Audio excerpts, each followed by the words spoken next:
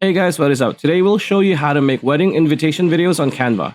Do you want to make a wedding video using Canva? Stay tuned because this video is for you. Alright, so just like every other Canva video we have, Mac, PC, laptop, go to your browser and go to canva.com. If you're on mobile, Canva app, right? So what we need to do is just type in under the search bar, wedding video. As you can see, your wedding invitation videos, Indian wedding invitation, like there's a lot of options here. So let's click wedding invitation videos.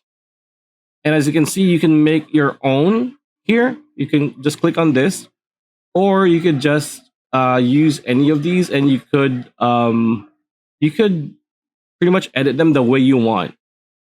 As you can see, this is like a slideshow. This one is it's not moving. So as you can see here, Jerry and Justin, Jenny, I mean. So like, and this one is moving. So pretty much you could use like these ones, the pro ones are paid content. So you need to have Canva Pro for that. And yeah, that's pretty much it. If you like the video, like, comment, share, subscribe, ring that bell icon. We'll see you on the next one.